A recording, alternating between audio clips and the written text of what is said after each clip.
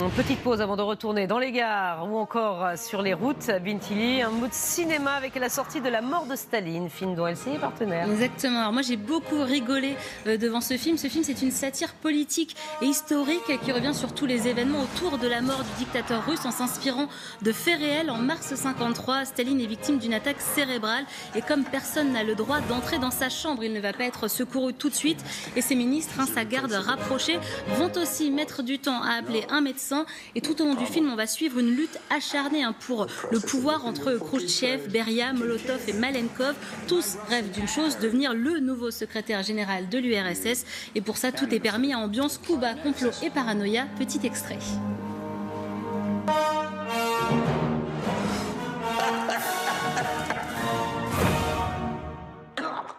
Should we investigate?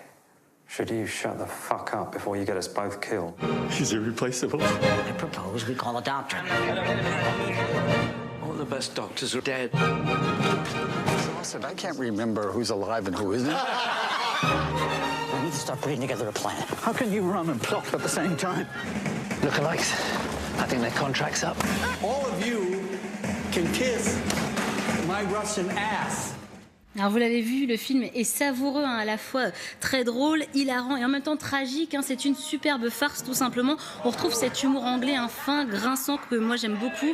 Le réalisateur du film, c'est Armando Iannucci. Il est qualifié de héros de la satire politique, un genre vraiment qu'il affectionne.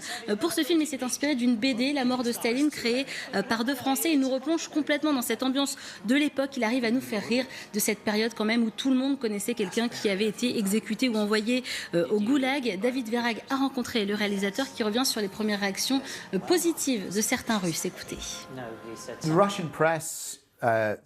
La presse russe a trouvé le film très réaliste et les Russes que j'ai rencontrés, qui ont grandi sous Staline, m'ont dit deux choses. C'est drôle, mais c'est vrai. Ce côté régime complètement totalitaire. Et j'ai essayé de recréer cette ambiance où vous êtes obligé de faire attention à ce que vous dites, à ce que vous faites, car quelqu'un, quelque part, vous observe. Et tout ça, ça a créé une paranoïa et ça explique pourquoi les personnages dans le film ont un comportement si fou, si illogique. Ils sont juste effrayés de faire quoi que ce soit.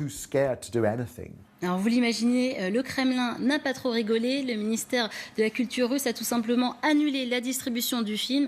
Le pouvoir estime que cette comédie est extrémiste et que le film s'en prend à des symboles nationaux. Bref, Vladimir Poutine n'a pas trop apprécié. Moi j'ai adoré, ça sort demain, je vous le conseille vivement, on passe un bon moment. Ça permet de refaire un petit tour dans l'histoire, ça fait pas de mal non plus. Voilà, on revoit ces cours d'histoire. Exactement. Avec le sourire. Ça fait du bien.